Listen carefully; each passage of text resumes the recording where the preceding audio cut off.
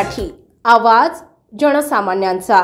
रस्त्याच्या कामाच्या नावाखाली ठेकेदाराने महसूल खात्याला करोडो रुपयांचा चुना लावलाय।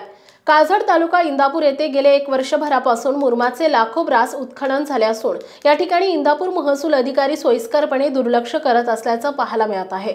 उत्खनन झालेल्या ठिकाणची पाहणी केल्यानंतर सह्याद्रीच्या दऱ्याखोऱ्यात गेल्यासारखं वाटत आहे। एवढ्या मोठ्या प्रमाणात आणि खोलवर उत्खनन झालेलं असल्यानं या ठिकाणी जाण्याचीही भीती वाटत आहे। तरी देखील इंदापूरचे महसूल अधिकारी आणि पुणे जिल्ह्यातील वरिष्ठ महसूल अधिकारी देखील सोयीस्करपणे दुर्लक्ष का करत आहेत, हा येथील ग्रामस्थांना पडलेला मोठा प्रश्न आहे। या ठिकाणी तात्काळ ETS मोजणी करून संबंधित ठेकेदाराकडून अवैध उत्खनन केल्याबद्दल करोडो रुपयांचा दंड वसूल करण्याची आवश्यकता असून इंदापूरचे महसूल अधिकारी त्यांच्या डोळ्यावर नोटांचे बंडल बांधल्यासारखे वागत आहेत, अशी चर्चा या संपूर्ण गावात चालू आहे। याचा संपूर्ण आढावा घेतला आहे आमचे G9 मराठीचे प्रतिनिधी बबनराव धायतोंडे यांनी। पहा नेमकं काय आहे हा प्रकार।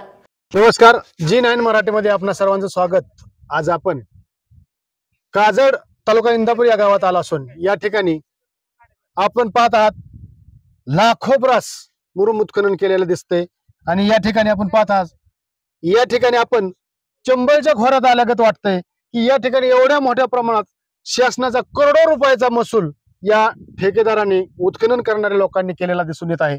या ठिकाणी आपण पाहत आहात की भीतीदायक इथं आल्यानंतर भीती वाटते की एवढ्या मोठ्या प्रमाणात उत्खनन केले की टेकड्या फोडलेल्या आहेत। टेकडे फोडता कायद्याने टेकडे फोडता येत नाही, शासनाची परवानगी लागते त्याला। तर या ठिकाणी टेकडी फोडून हजारो करोडो ब्रास मुरुम येथून वाहतूक करून चोरून शासनाला करोडो रुपयाचा चुना लावलेला दिसतोय। परंतु यात शासकीय अधिकाऱ्यांची मिलीभगत असल्याशिवाय एवढ्या मोठ्या प्रमाणात उत्खनन केलं जात नसेल, हे मात्र तितकंच खरं। आपण पाहत आहात की सध्या या ठिकाणी या काजळ हद्दीत उत्खनन चालू आहे। तर दिवसाढवळ्या उत्खनन एवढ्या मोठ्या प्रमाणात चालू आहे, तरी या नैसर्गिक पर्यावरणाचा ह्रास केला जातो। तरीही देखील यात घेंड्याच्या कातडीचं सरकार, शासन, हे प्रशासन काही कार्यवाही करताना दिसत नाही। या ठिकाणी आपण आजपासून या मुरुम उत्खननाची मालिका चालू करणार आणि आपल्या सर्व जनतेला याचा हे दाखवणार आहोत।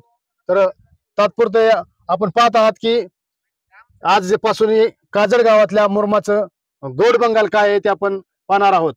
कॅमेरामॅन संजय शिंदेसह मी बबनराव धायतोंडे, G9 मराठी, इंदापूर।